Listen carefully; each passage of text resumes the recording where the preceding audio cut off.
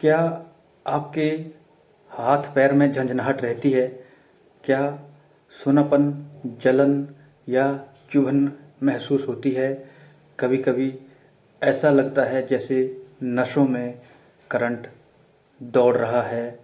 अगर हाँ, तो समझ लीजिए आपकी नसें दब चुकी हैं, और अगर समय रहते ध्यान नहीं दिया तो यही समस्या आगे चलकर कमजोरी, न्यूरोपैथी,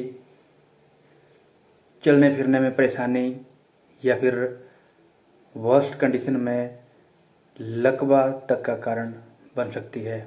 लेकिन आज इस वीडियो के माध्यम से मैं आपको एक ऐसा आयुर्वेदिक तरीका बताऊंगा जो सिर से पैर तक सभी नसों का पोषण करेगा और नसों में ताकत देगा।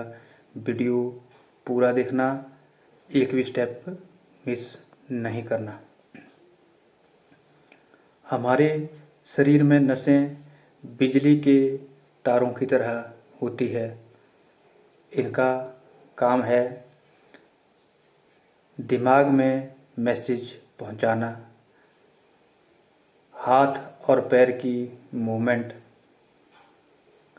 दर्द और तापमान महसूस करना।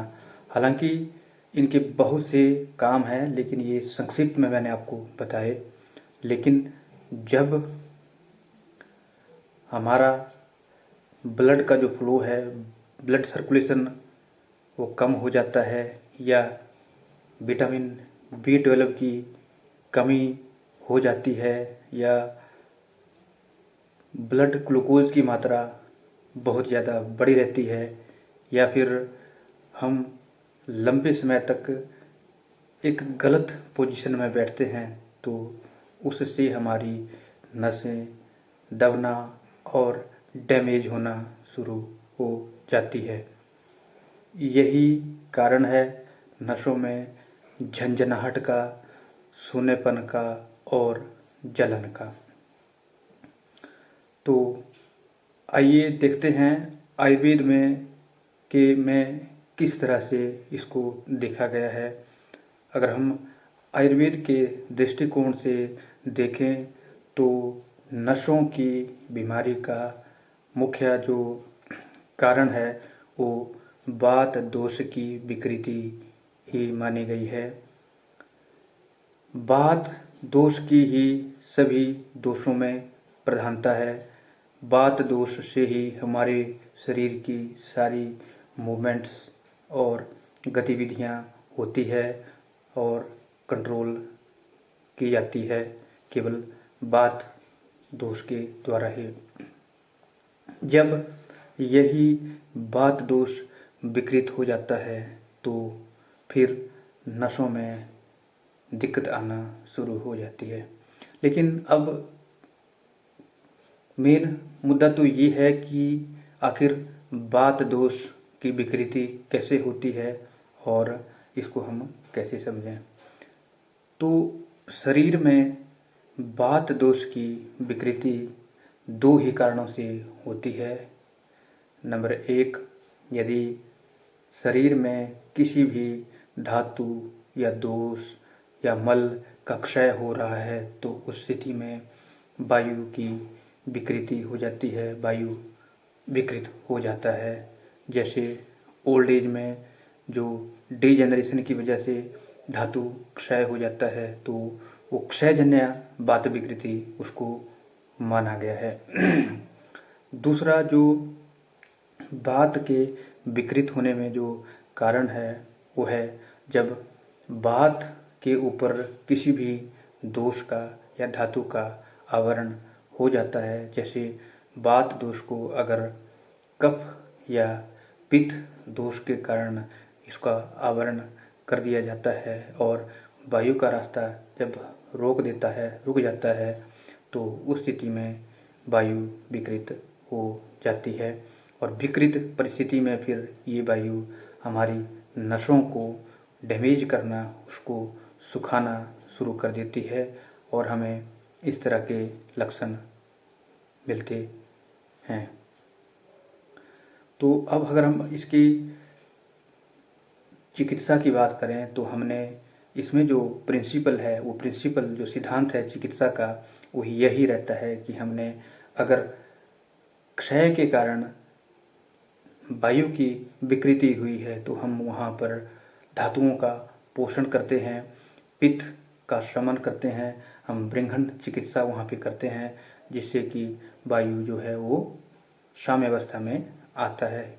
और दूसरी परिस्थिति में जहाँ पे वायु के ऊपर किसी दोष का आवरण है, कफ का या पित्त का, तो हम चिकित्सा करते हैं कि पहले उस आवरण को वहाँ से हटाना है, वायु के रास्ते को हमने रोकना है, और साथ में सपोर्टिव हम ऐसी मेडिसिन्स का यूज करते हैं, ऐसे द्रव्यों का यूज करते हैं जो कि वायु का अनुलोमन करे। यानी वायु की जो गति है वो नीचे को होती है, तो उस गति को जब वो कराते हैं तो निश्चित तौर पर हमारी जो नसें हैं वो सुदृढ़ हो जाती है और ये जो लक्षण बताए गए हैं इन सब का नाश होता है।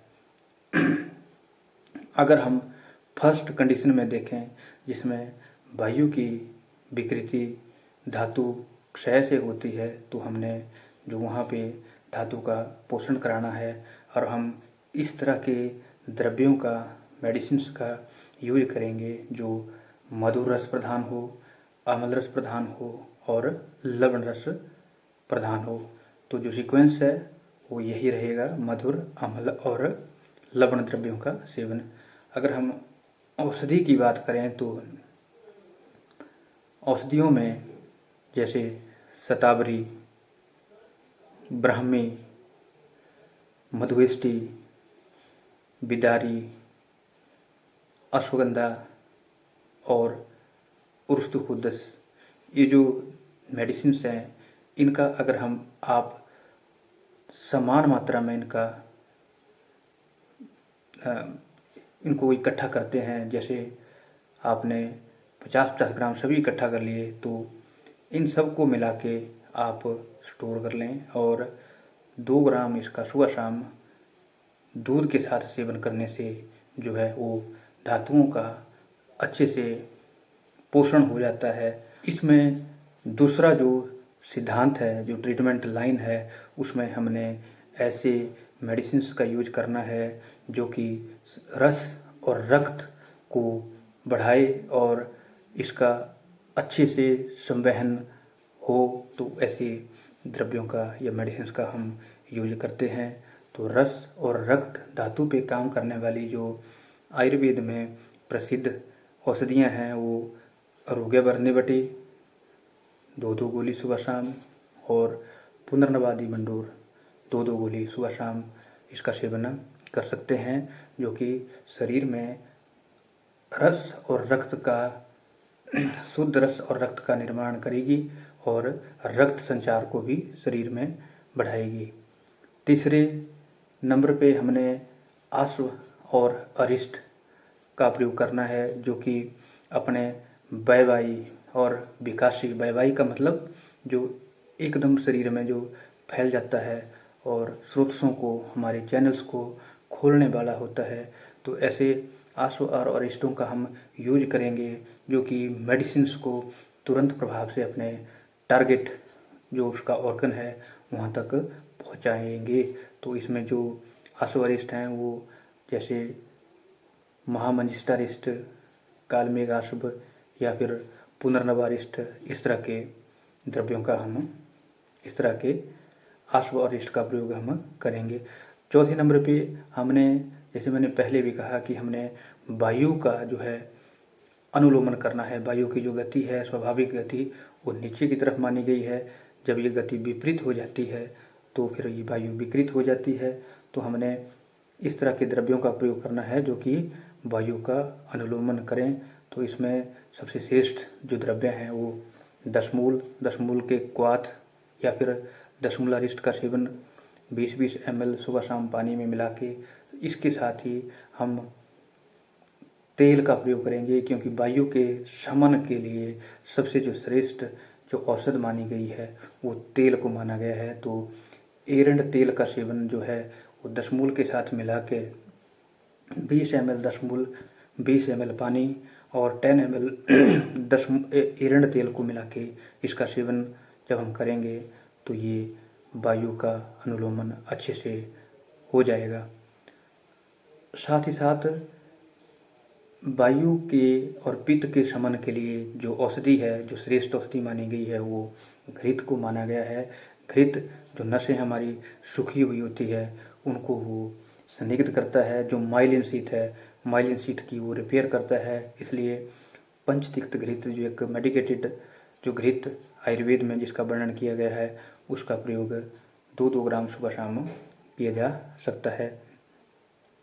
अब अगर वायु का पित्त या कफ दोष के द्वारा अगर आवरण किया गया है तो हम ऐसे ड्रग्स का साथ में प्रयोग करेंगे जो वहाँ से उस आवरण को तोड़े। कफ के आवरण के केस में हम आम बतारी रस, हिंगवष्टक चूर्ण, अजमोदादि चूर्ण या फिर त्रिकटु चूर्ण का सेवन व्यक्ति की वय, आयु, बल और अग्नि को देखकर करा सकते हैं। और अगर पित्त ने वायु का आवरण किया है तो उस स्थिति में अभिपत्तिकर चूर्ण, सूतशेखर रस, पित्तशेखर रस आदि दवाइयों का सेवन उपरोक्त दवाइयों के साथ करने से लाभ मिलता है। हालांकि ये जो चिकित्सा यहाँ पे बताई गई है केवल एक सामान्य चिकित्सा बताई गई है। अगर इसका प्रयोग करने से पहले या किसी विशेष चिकित्सा के लिए आप अपने आयुर्वेद चिकित्सक से संपर्क करके ही आप इनका सेवन करें। वायु को जीतने के लिए जो है ऐसे तेलों का यूज किया जाता है जो कि उष्ण हो और स्निग्ध हो। तो इसमें जैसे दशमूल तेल, बला अश्वगंधादि तेल, महानारायण तेल, पंचगुण तेल, इनका जो है वो मालिश उस अफेक्टेड जो पार्ट है जहाँ पे नसों में नंबनेस है, सूनापन है या झंझनाहट है तो वहाँ पे मालिश करने से लाभ मिलता है। और लास्ट में जो कुछ एक एक्सरसाइज है, जो एक्सरसाइज जैसे एड़ी पंजे की मूवमेंट, उंगलियों को बंद करना खोलना, जिससे कि हमारे शरीर में जो है वो सामान्य हमारे जोड़ों की गति बनी रहे और ल्यूब्रिकेशंस इनका जॉइंट्स का बना रहे और जो है जो रक्त का संचार है वो सामान्य हो। तो इस तरह की एक्सरसाइज जो है वो करने से व्यक्ति को लाभ मिलता है। अब हमने सावधानी क्या लेनी है कि जिनकी भी शुगर ज़्यादा बड़ी होती है या कोई और दिक्कत है तो वो डॉक्टर से पहले परामर्श लें, फिर उसके बाद ही ट्रीटमेंट का प्रयोग करें। यहाँ पे जो चिकित्सा बताई गई है वो केवल मात्र अवेयरनेस पर्पज से है। तो अपनी बीमारी विशेष व्याधि के लिए अपने चिकित्सक से परामर्श जरूर लें। अगर ये जानकारी आपको अच्छी लगी हो तो इसको लाइक करें, शेयर करें और चैनल को सब्सक्राइब करना ना भूलें। बारे में और डिटेल में चर्चा करूँगा। तब तक के लिए स्वस्थ रहिए आयुर्वेद के साथ। नमस्कार।